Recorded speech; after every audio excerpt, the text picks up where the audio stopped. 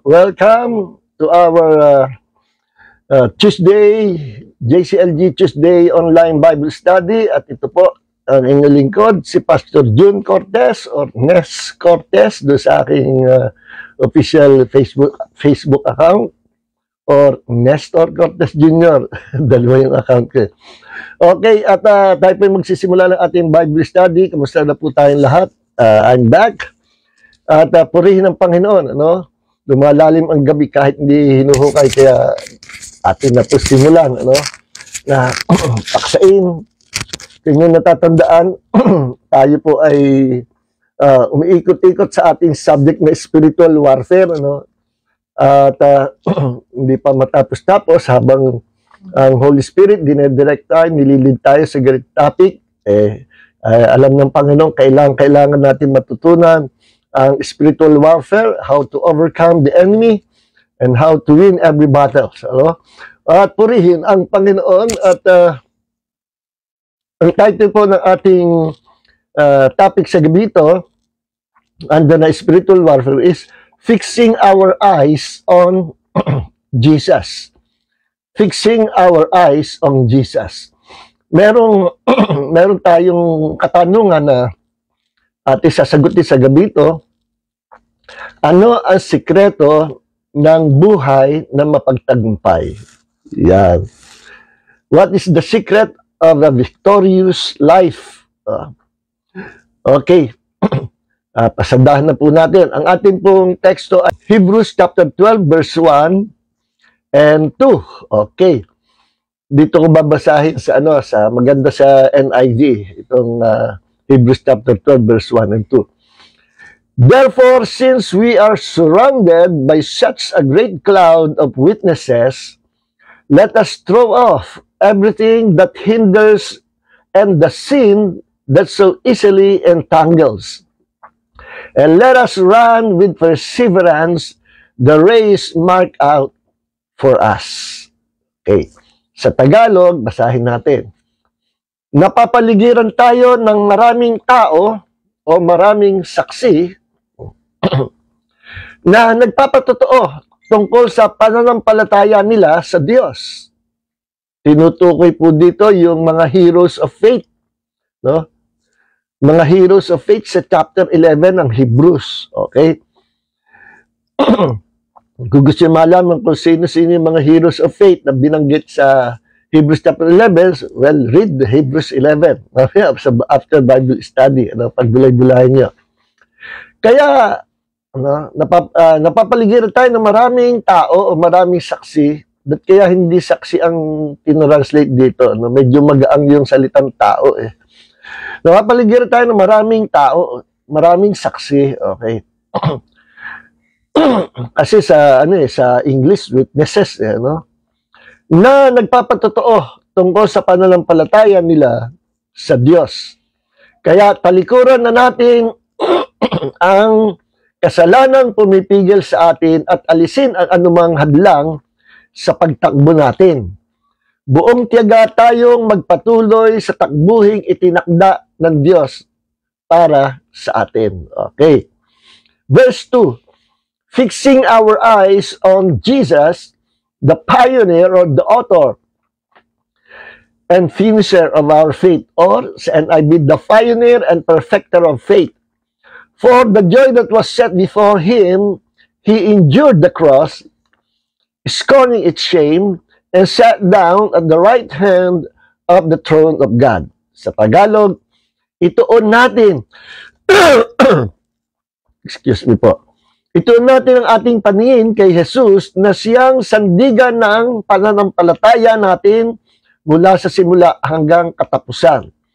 Tiniis niya ang paghihirap sa krus at hindi niya ikinahiya dahil inisip niya ang kaligayahang naghihintay sa Kanya. Okay? Kaligayahan ng Panginoong Hesus na makita tayong lahat ay naligtas. Okay? At ngayon nga ay nakaupo na siya sa kanan ng trono ng Ama. Pinagpala ng Diyos ang Kanyang salita. Okay, sasagutin po natin yung tanong na ano ang sikreto ng buhay mapagtagumpay? So, what is the secret of a victorious life? Meron kasing sikreto yan eh. Pag hindi nyo nalaman, lugi kayo, no? Through this Bible study, atin pong ina-unveil, nire-reveal ng Panginoon sa atin, what is that secret? What is the secret of victory? Okay. Ngayon, marami ang mapag-iiwanan sa pananampalataya, marami ang nanlalamig sa pananampalataya, marami ang umuurong, marami naman ang nalilito, napapapunta sa kulto, nalito, naging kulto. Marami naman ang nagsawa na sa pananampalataya. Meron ganyan eh. Iniwan na niya ang kanyang pananampalataya. No? Basta sasabihin niya, kanya-kanya na lang tayo. Meron din namang mga mananampalataya na nagpapatuloy. No? At mayroon din naman na nagpapatuloy habang siya ay nakakakita ng blessing, pero kapag ka puro test, trials, at meron ng mga persecution and problems in life, ay umuurong at nanghihinawa na, napapagod na. Ano? Dapat huwag kang mapapagod sa pananampalataya. Ano? Nung araw, bata pa ako, may palabas sa pelikula, naging box office. Bago na uuso yung mga karate movies, martial art movies. Yung ang title No Retreat, No Surrender. Dapat ganyan tayo mga minamahal. Ano mangyari? No Retreat, No Surrender. Tandaan nyo, binanggit ko noon pa, na ang tawag sa atin, mga Christians or mga Kristiyanos. Plural, Kristiyanos. Ang singular, Kristiyano. Sa English, Christian. Yan ang tawag sa atin. Ang mga Christian ay mga disciple of the Lord Jesus Christ. Yung mga tunay na Kristiyano. Sino yung mga tunay na Kristiyano? Yung mga sumusunod sa Panginoon. Yung mga tagasunod ni Kristo. Yung mga followers. Yan ang tinatawag na disciple. At kapag ang tao hindi disciple ni Jesus, wala po siyang kaligtasan. Wala sa kanya ang pangako ng buhay na walang hanggan. Sapagkat ang meron lang buhay na walang hanggan, ay ang mga tagasunod ng Panginoong Jesus, ang kanyang mga alagad, kanyang mga tunay na disciples. Kung tawagin ay Kristiyanos. Okay. At ang salitang Kristiyanos, binubuo po yan dalawang wikang Griego, Christos, Ianos. Christos means Christ. Ianos, I-A-N-O-S. Ianos means servant or soldier. Yan. Sinabi ni Apostle Paul kay Timothy, na ang Kristiyano ay mga soldiers of Christ. Kaya pala tawag sa ating Kristiyanos because we are servant of Christ, we are soldiers of Christ. Christianos, Christos Ianos, Christ servant, Christ soldier. Okay, or soldiers of Christ, servants of Christ. Tayo po yun. Kaya kung tayo ay lingkod ng Panginoon, tayo ay sundalo niya, no retreat, no surrender, At kamamatayan na natin ang pananampalataya, hindi tayo bibitaw sa Panginoon. Sapagkat sa atin naghihintay ang malaking reward, parangal at gantimpala, reward ng Panginoon sa buong eternity. Okay. So, kaya makikita natin, binanggit dito, napapaligiran daw tayo ng great crowd. Or we're surrounded by such great cloud of witnesses. No?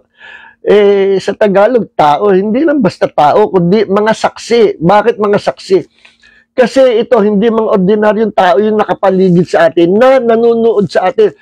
Inilarawan ng writer nitong aklat ng Hebrews, at yung iba naniniwala, alam nyo, sa Bible School, tinake up ko ito ng isang semester, itong Book of Hebrews, Pamula umpisa hanggang katapusan, aming dinidiscover kung sino ang writer nito. Bandang huli, malamang, ay si Apostol Pablo. Okay? So, kasi si Apostle Paul, mahilig siya mag-illustrate, magbigay ng metaphor, niyahalin tulad niya, through metaphor, ang buhay ng Kristiyano. At dito, sa talatang ito, ay ang buhay ng Kristiyano, inihalin tulad niya sa mananakbo sa Olympic. Okay, alam niyo, nung araw may Olympic na, At ang mga Greek ang nagpauso niyan. At ang mga Olympians, yung mga participants ng laro ng Olympic, magugulat kayo, yung original, yung mga unang-unang Olympic, mga hubot-hubad ng mga kalakihan. Ano? Kasi ang prinsipyo nila doon, pag may damit, may saplot, mabagal. Kaya ma-imagine nyo, inilarawan ng writer, author ng Hebrew, kung si Paul nan, praise the Lord, kung hindi, okay lang. Inilarawan ng author ng Hebrew na ang buhay ng Kristiyano tulad sa manlalaro ng takbuhan. Yung tumatakbo sa track and field, no? Kung ilang 100 meter dash yun. Dahil mahirap yun. Kailangan sanay ka. No? So, dito sa Hebrews chapter 12, verse 1 and 2, inihalin tulad niya ang buhay Kristiyano sa sport o sa game na track and field or pagtakbo. Unahan, makatapos sa finish line. At yung principle doon sa larong yon ang kukunin natin. No? Kasi yun yung tinutumbok dito, yung metaphor ng buhay Kristiyano sa pagtatagumpay, inihalin tulad sa mananakbo, sa buhay ng mananakbo. At ang sabi at sa Olympic, napapaligiran tayo ng mga witnesses, yung mga nanonood.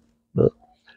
At ang mga nanonood daw sa atin, sabi dito sa chapter 1 o sa chapter 12 ng verse 1 ay yung mga saksi, no? Yung mga nakaraan na naranasan nila yung atin ngayon naranasan na nila. Sila yung mas nauna sa atin at ngayon pinapanood tayo nila para silang makapal na ulap na nag-cheer sa atin. Ano? Na sige, takbo pa, huwag kang uurong. Ano? Pastor Joe, huwag kang uurong. Ano?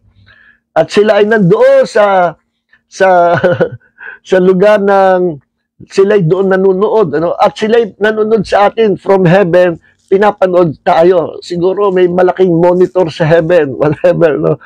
At sabi, nasasaksihan nila yung mga naranasan natin. At sila ay nakapasa na. They already finished the race. Ngayon, ito namang batch natin ang susunod. Kaya, nag-cheer sila. Come on, go, go.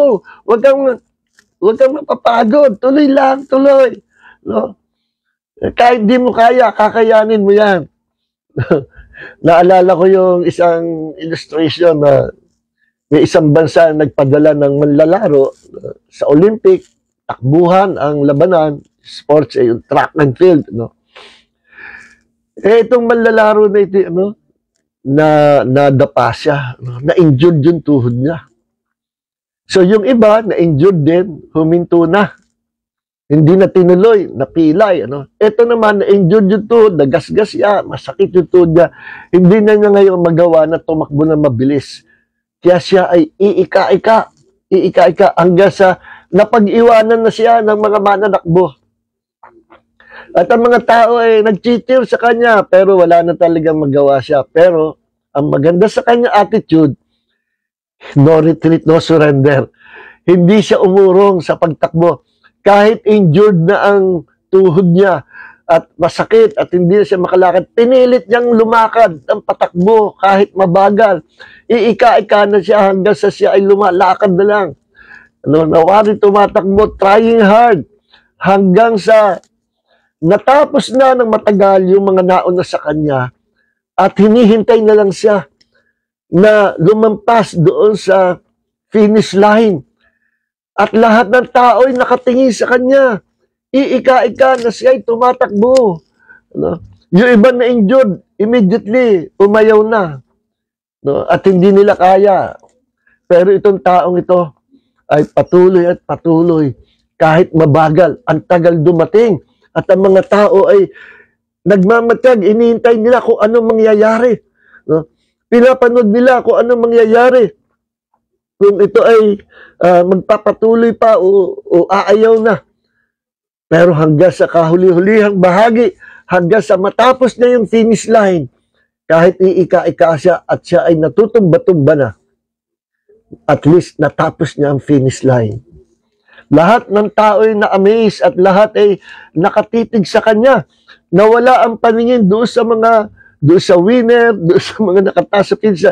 Lahat ay nakatingin sa kanya, namamangha. Bakit hindi nagkukwit ang taong ito? Bakit hindi pa tumigil at masakit na nga ang paa ay tuloy pa rin hanggang sa natapos niya ang finish line? Bakit? Nagtataka ang mga tao. At ngayon, talo siya sa paningin ng mga tao at siya ay in-interview ng media at ang tanong sa kanya, Sir, nakita ng lahat na kayo po ay na-injured at halos hindi nyo nakaya at tumakbo. Pero bakit nyo po pinagpilitan pa rin tumakbo hanggang sa matapos nyo yung finish line? Hindi ko alam kung gaano kalaki kung ilang 100-meter dash, no? Kung 300-meter dash ang tiyatakbo or ano yun? Hindi ako palibilyar, hindi ako manalakbo.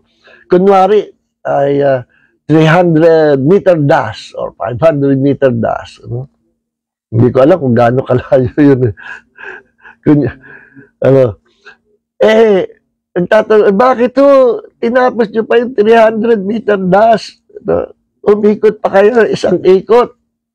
Pinapanood kayo ng lahat, nakamatag sa inyo, bakit hindi kayo umaayaw? At ang sagot niya, alam nyo, sa aming bansa, hindi lahat ay napipiling representative ng bansa. Ako ay napili po na mag-represent sa aming bansa. At manalo o matalo, kailangan akong maging tapat sa aking misyon, sa mandate ko, na matapos ko, maabot ko yung finish line. Sir, pwede naman kasi alam na lahat na injured na kayo. Understandable naman Hindi. Kasi hindi ako pinadala ng bansa namin for 100-meter dash only. Pinadala ako for 300-meter dash. Kaya tinapos ko yung 300-meter dash. Tinapos ko yung takbuhin. Ba, na-amaze ang lahat? Waring siya ay bayani ng kanyang bansa at lahat ay humanga sa kanyang perseverance, sa kanyang fighting spirit na kahit mukhang hindi niya nakaya, kinaya pa rin niya. See? Alam nyo, by the grace of God, alam sabi ng salita ng Panginoon, by His grace, through Christ, we can do all things through Christ who strengtheneth us. Lahat ng bagay, imposible man, magagawa natin kapag ang anointing ng Diyos, ang biyaya ng Diyos ay sumaatin.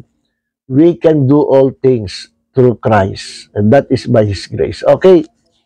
So, mag-cheer yung mga unang mga saints na nasa pilingan ng Panginoon. Pinapanood tayo panoorin. Paano natin? Ang goal natin is to finish the finish line.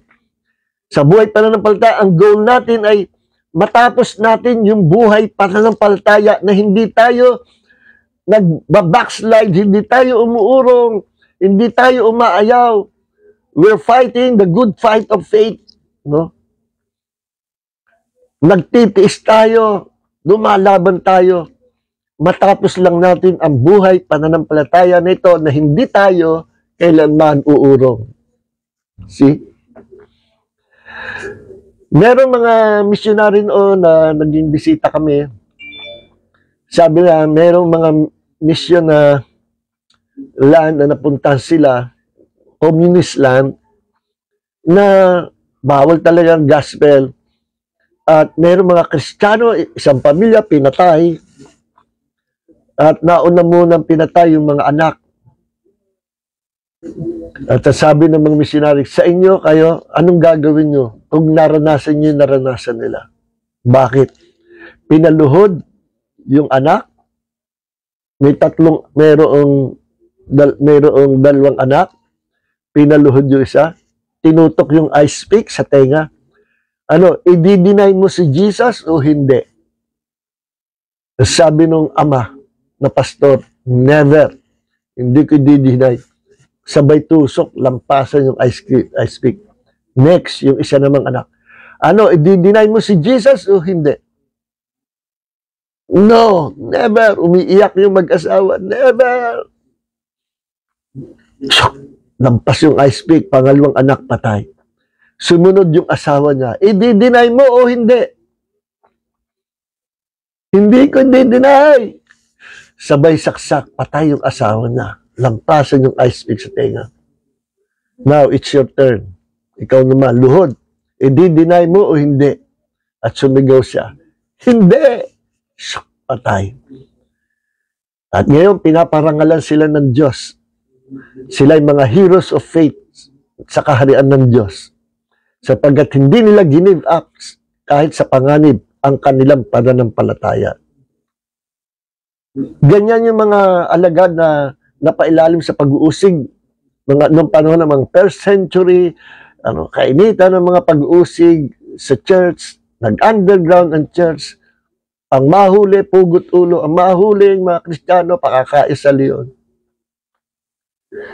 Kung tayo kaya, nasa kalagayan nila, anong gagawin natin? One time, meron ding kwento na, I think this is a true story, sa isang mission field, may nagkakatipan mga Kristiyano, at may dumating, sabi, maganda kayo, may mga sundalong dumarating at papunta dito sa ating pagtitipon. Naku, ang mga tao dali-dali. At sila'y nagsipaghanda. Anong gagawin natin? Takot na takot sila. At ito na nga, inabutan sila ng mga sundalo. May baril. At ang sabi ng leader ng sundalo, yung hindi Kristiyano, lumabas. Yung Kristiyano, maiwan. Nandun, naka-ready ang baril. Naku, naglabasan yung mga members. Ang naiwan yata yung pastor at yung kung sino pang isang naiwan. Nagpaiwan yung pastor. Kristiyano ka? Opo, Kristiyano ko. Biglang ibinaba yung baril. Mga kapatid, Kristiyano rin kami. Kasi ginawa namin ito, to be sure na totoong church itong tinuntahan namin. Gusto namin makifellowship. We are Christians. Biglang balikan yung mga lumabas. Kung nakakahiya sa Panginoon. Doon pa lang, hindi pa sila papatayin. Mukhang panganib pa lang nag-urungan na. Yan yung sinasabi na para tayo sumali sa takbuhan, kailangan meron tayong patience, meron tayong endurance, at matapang tayo na tatapusin natin, natahakin yung takbuhan, yung misyon sa ating pananampalataya. No?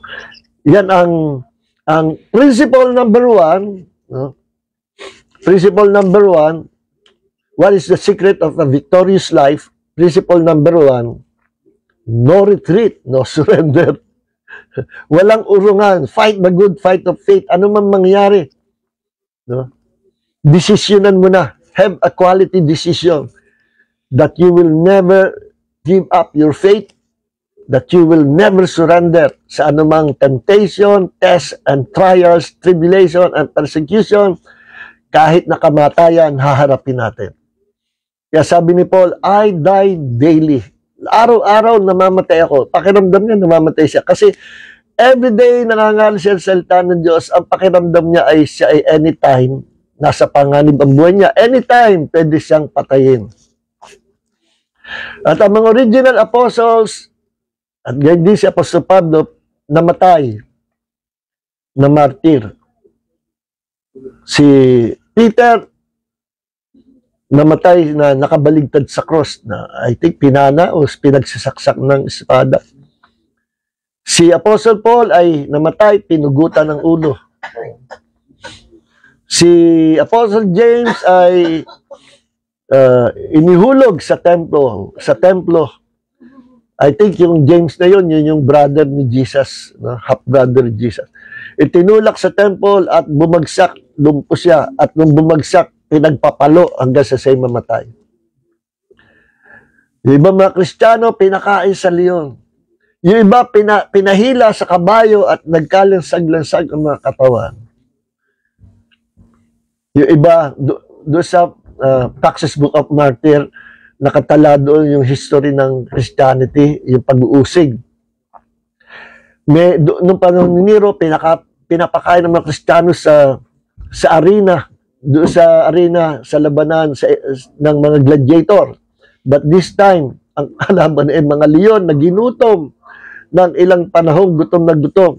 At tinipon ang maraming Kristiyano doon. At alam nila na sila ay palalapa sa leon. At sila ay nagsiluhod at sila ay nagpasimulang manalangin sa Panginoon hanggang sa pinakawalan yung mga leon at pinagsusugaban sila at pinaghiwa-hiwalay ang mga body parts nila, tanggal ang ulo, tanggal ang mga kamay, at winarat-warat sila ng mga leon, nilapa sila. At nung nililinis na ng mga sundalo, pinulot yung mga natirang parts. At yung sa history, nagulat ang mga Roman soldiers nung makita nila yung mga pugot na ulo na nagkalat. Pag pulot nila, halos lahat naka-smile. Nakangiti. Ay nagulat, kinilabutan na, bakit mga nakatawa itong mga pugot na ulo? Ako'y naniniwala, nung time na yon, sila na nalangin, nagpakita si Jesus, the glory of Jesus, na-reveal, at sila'y sinundo. At ako'y naniniwala, yung pagsunggab sa kanilang leon ay painless, hindi na sila nasaktan. So, purihin ang Panginoon, ang mga bayani ng pananampalataya. Yung mga nanonood sa atin, yan yung naranasan nila. Ngayon, anong panahon ngayon? Nako, matapakan lang nung kapatiran. Matapakan lang nung kapatid. Yung ingrown nail niya. Ayaw nang umatin sa church. Yung isa naman, hindi lang nakamaya ng pastor. Ayaw nang umatin sa church. Yung isa naman, natisod lang doon sa kapatid. Bakit? Ayaw siyang bayaran sa utang. Nag-backslide na. Naku po, mga kapatid. Mga compare sa mga tests and trials ng unang panahon. Hindi pa nga nakakamatay yan eh. Mga utang, natapakan yung daliri, hindi kinamayan pastor. Nakakahiya sa Panginoon. Yung iba naman, hindi nga nawala sa panampalataya. Nung na-offend sa kapatid o na-offend sa pastor, lumipat naman sa ibang church. Alam niyo yung gano'n, pag kayo na-offend sa kapatid, na-offend kayo sa pastor, na-offend sa kanino man, tapos lilipat kayo sa ibang church, ang katumbas na yan, kayo ay nagbabackslide. Kayo nagiging mahina. Tinatalikuran nyo yung lugar na pinagdalhan sa inyo ng Panginoon. Kung saan kayo inilagay ng Panginoon, doon kayo ibibless ng Panginoon. Kung saan kayo inilagay na kawan ng Panginoon, doon kayo palalaguin ng Diyos. Kung saan kayo inilagay ng Panginoon, doon kayo tatanggap ng reward.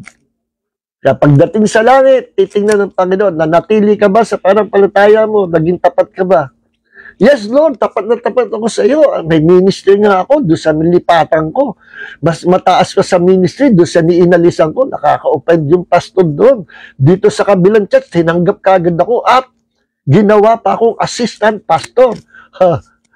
Lord, yan ang mga na-accomplish ko. Alam mo, sasagot ng Panginoon, anak, lahat ng ginawa mo, walang katuturan. Kasi hindi naman kita dyan inilagay, hindi yan ang iniutos ko sa'yo. Di sa mga kapatid, ang tatanggap ng reward, number one, kung ano yung pinagagawa sa atin at ginawa natin. Baka gawa ka ng gawa, hindi naman yan ang para sa'yo, ginaya mo lang yung iba, wala kang reward dyan. Ang may reward, ano yung assignment mo? Na-fulfill mo, na-accomplish mo yung assignment, yung mission binigay sa Diyos, doon ka may reward. Pero kung i-accomplish mo yung mission ng iba, hindi naman yun ang pinagagawa sa iyo, wala kang reward. You will lose your reward. Pangalawa, ang may reward yung nagawa ang pinagagawa ng Diyos and you're giving all the glory to Jesus. Paano kung inangkin mo? Alam mo, kapatid, kaya dumami itong members namin. Ang sipag ko kasi mag-evangelize.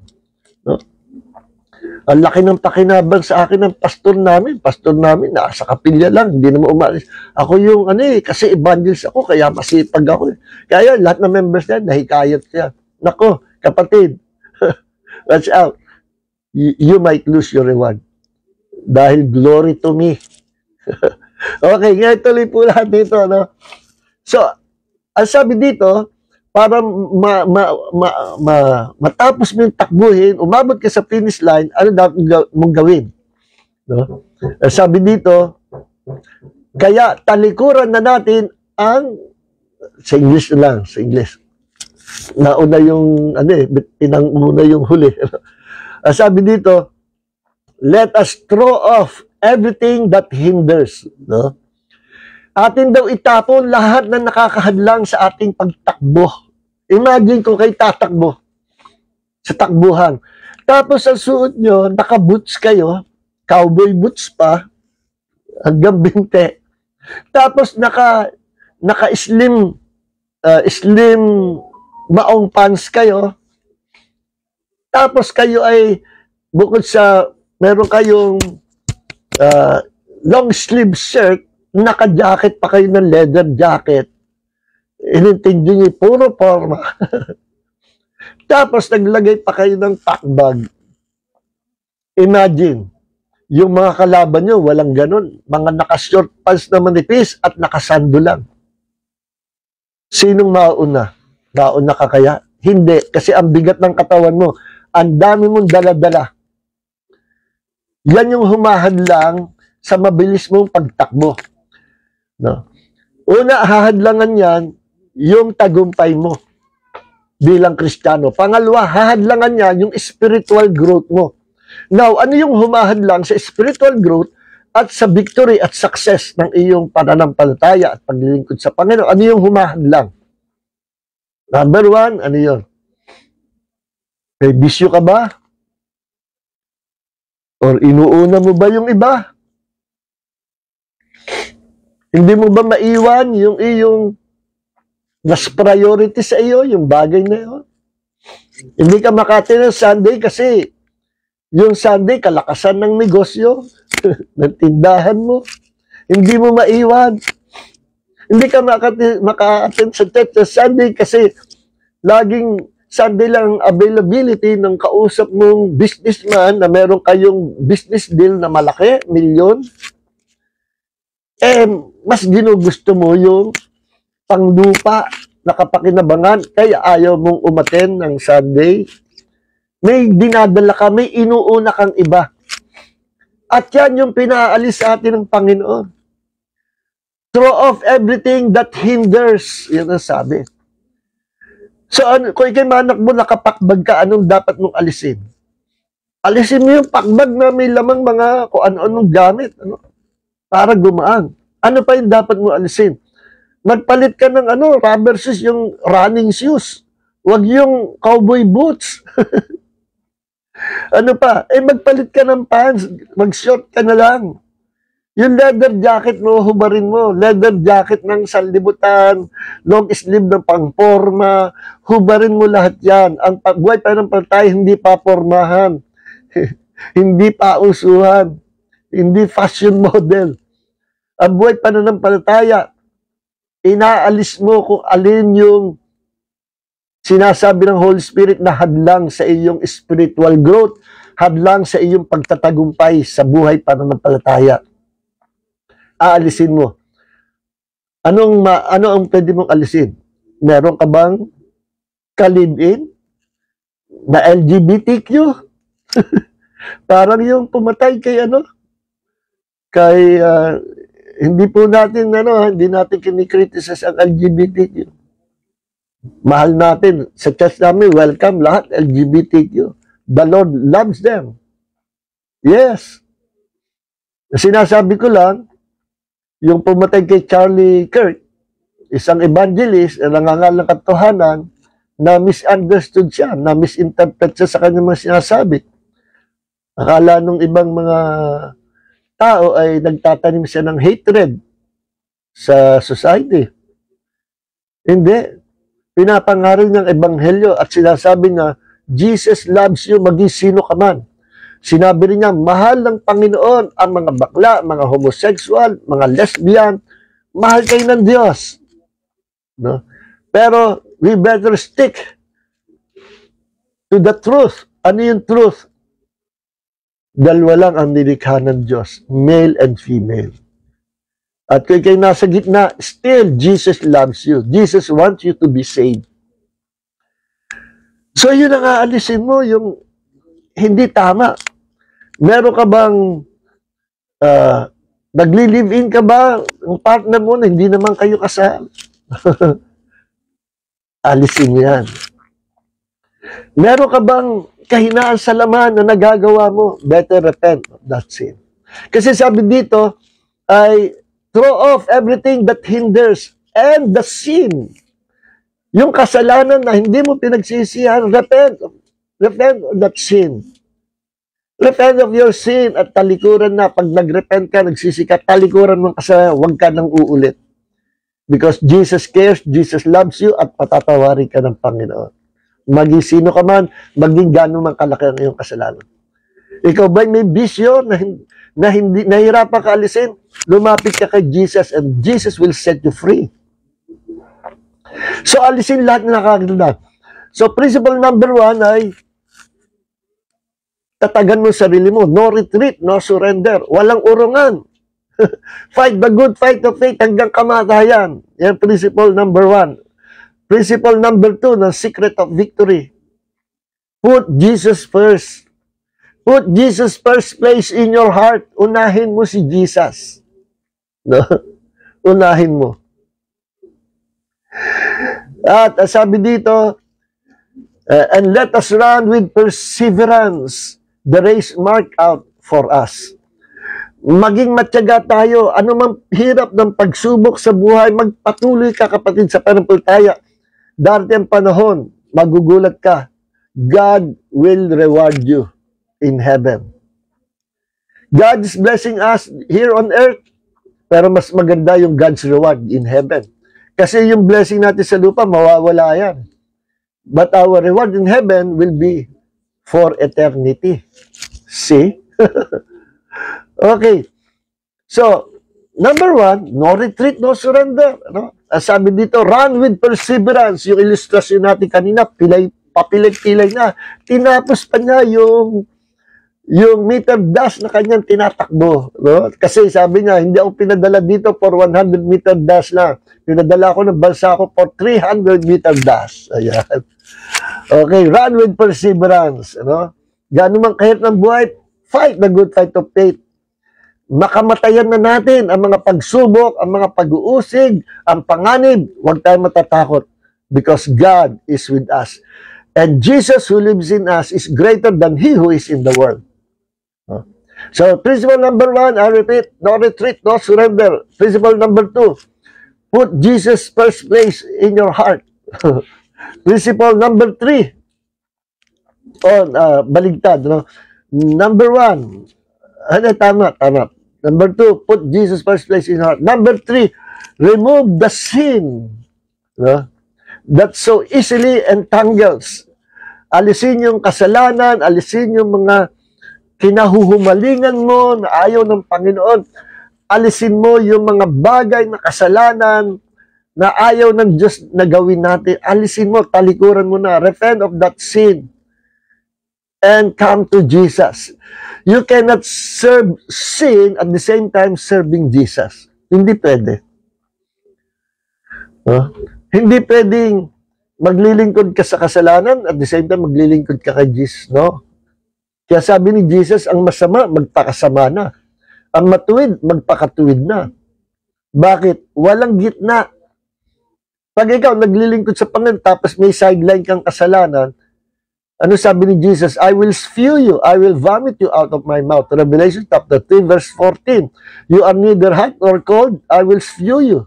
I will reject you. Ano mangyayari sa taong rejected? Walang salvation. Kahit matagal ka ng membro ng church.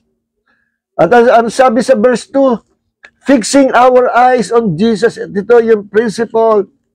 Number 4. Focus on the Lord Jesus Christ. Focus the eyes of our faith on the Lord Jesus Christ. Sa NIV, fixing our eyes on Jesus.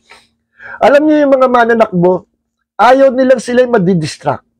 So, magaang yung mga suot nila, ready to run, ano? At Kahit sila ay tinatawag ng audience, kamag-anak, asawa, hindi sila lilingon. Pag nandun na sila sa takbo at nakaredy na, pag tumunog na yung signal ng putok ng baril, takbo na. Wala sa kanila na, hey honey, nandito ako. Nagse-selfie ako, kinukunan kita ng video. Titingin ka, talaga, teka muna, post muna ako. Walang ganun. Kahit may sumisigaw, humihiyaw, o kinikriticize ka, dinidistract ka, wala. Kahit negative, sinisigaw sa iyo, pinipintasan ka, minumura ka, hindi ka titingin. Bakit? Nakaready ka sa takbuhan. At habang tumatakbo, kung minumura ka, hayaan mo lang. At sinisigaw ka, hayaan mo lang. Pinipersecute ka, hayaan mo lang. No? Sinasabihan ka, tanga ka, baliw, hayaan mo lang. No? Patuloy tayo maglingkod sa Diyos tulad sa mananakbo na tuloy-tuloy lang. Huwag kang titingin sa audience. At yun ang principle number 4. Huwag kang titingin sa audience. Huwag kang titingin sa mga bagay na nakadidistract. Gagamitin ni Satanas yung nakakadistract ng mga bagay. Gagamit siya ng mga tao to distract your faith. Gagamit siya ng mga sitwasyon to distract your faith. Gagamit siya ng pangyayari sa buhay mo or even problems that will surround you to distract your faith. Huwag ka madidistract. Expect the unexpected. Ano mang mangyari, continue to run the race with patience, with endurance. No? At ang goal mo is to finish the line. To finish the finish line. Yun ang goal natin. At ang paningin natin, fixing the eyes of our faith on the Lord Jesus Christ. Alam niyo kung bakit marami nagbabackslide, nanghihinawa sa pananampalataya, nagsasawa, kasi they did not fix their eyes on Jesus. Kanino nakafix? Nakafix sa sarili. Nakapik sa crush niya, nakapik sa girlfriend niya, nakapik sa problema. Fix the eyes of our faith on Jesus. Bakit yung iba nasa sidetrack, nagiging kulto? No? Nagkakamali-mali ng mga doktrina. Paano nakapasok sa puso niya yung wrong doctrine? Heretic doctrine na hindi alam. 30 years na, 40 years na siya sa ministry at siya preacher, hindi niya alam. Napasok ang puso niya ng dirty, heretic, false, demonic doctrine. Hindi pa niya alam. Bakit hindi niya alam? Because he did not fix his eyes on Jesus. Saan nakafix? Sa ministry niya. Saan nakafix? Sa blessing na matatanggap niya. Saan nakafix? Sa pera. Saan nakafix? Doon sa pang-earthly things. Sa mga bagay na panlupa. Saan nakafix? Gusto na mag-prosper siya. Yumaman.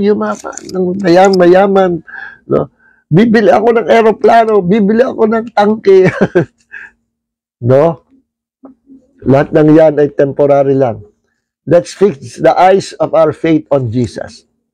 At kagaya na sa manakbo, kahit may sumisigaw, Pastor Joe, hindi ko papansinin. Kahit may magmura sa akin, hindi ko papansinin. Kahit may manira sa akin, hindi ko papansinin. Bakit?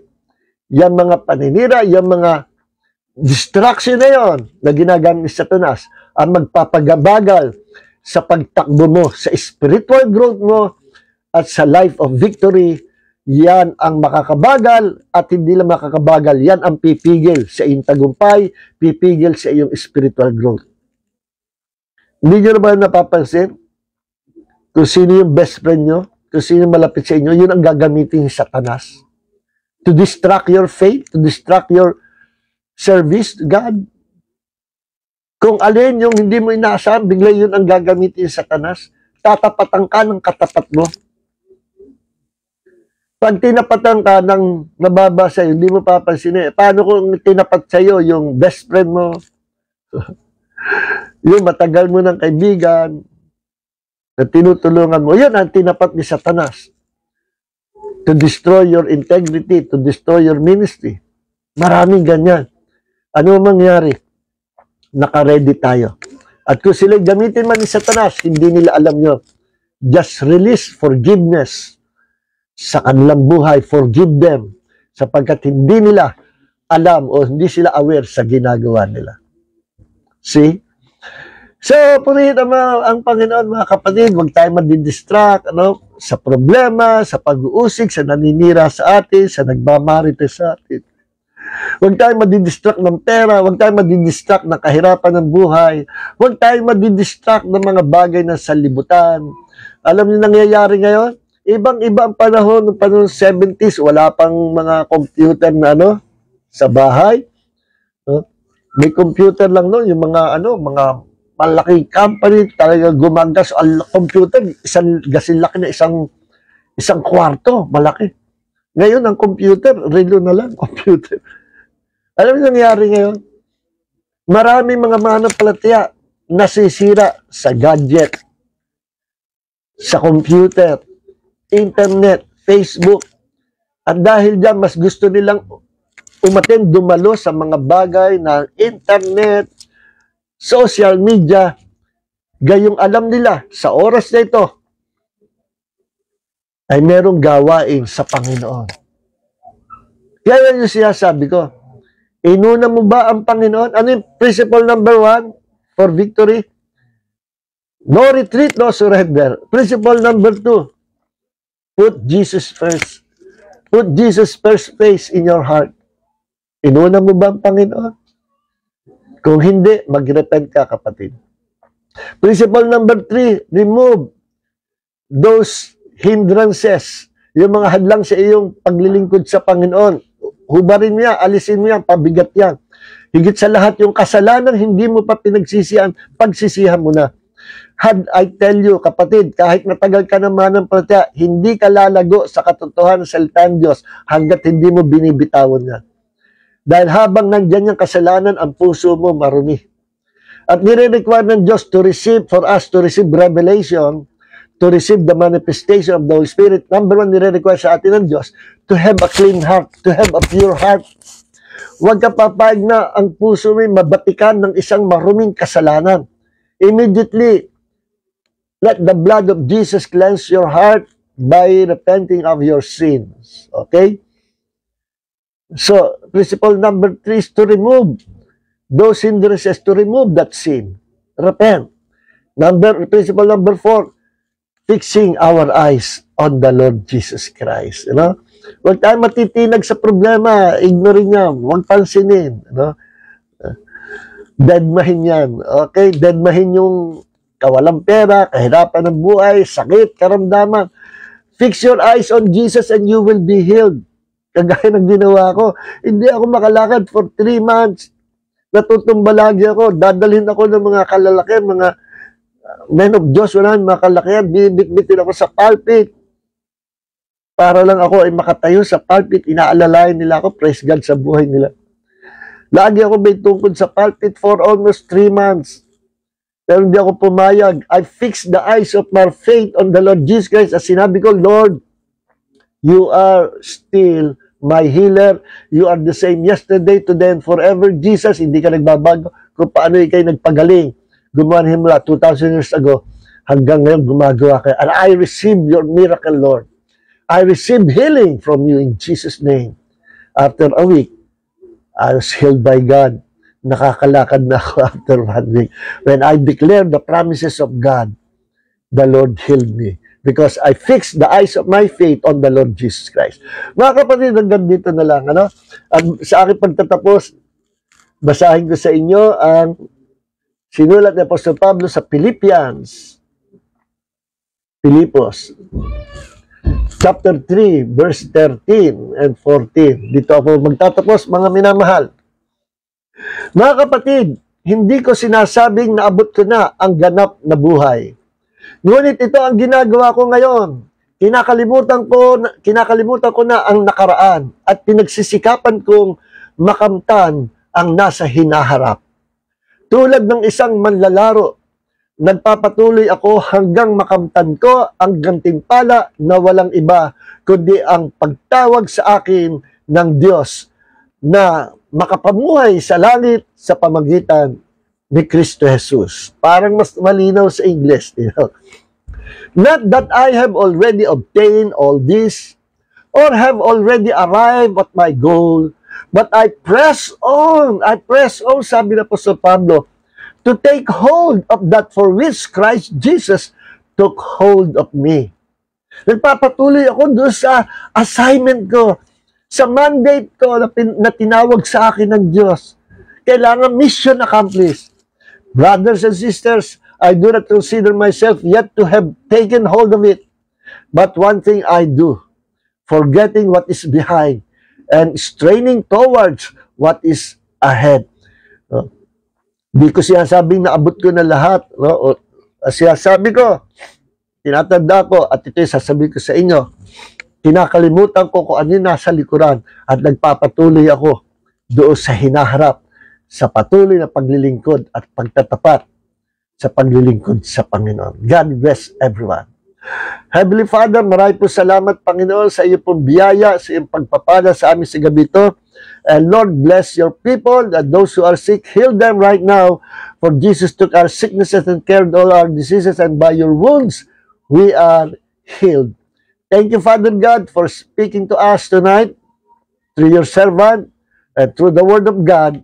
Magpapatuloy kami, Panginoon, sa takbuhin na iyong ibinigay sa amin. We will finish the race. No? Hindi kami magko-complain na kami pagod na. Hindi kami hihinto kahit na injured kami. Tuloy pa rin kami until we finish the finish line. Yes, Lord. And help us by your grace to finish the line. Help us, Lord, to humble ourselves in every test and trials and to continue to serve you, Lord, faithfully by your grace, Lord. At dinideclare namin lahat ng aming ginagawa for the glory of our Lord God the Savior, Jesus Christ.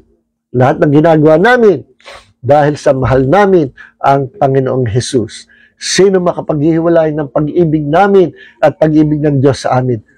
Pag-uusig ba? Kahirapan ba ng buhay? Pagsubok ba? No!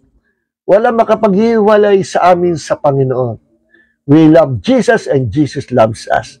God bless everyone. May the grace of Jesus and the love of the Father and fellowship of the Holy Spirit be with you all. In Jesus' name, God bless you all.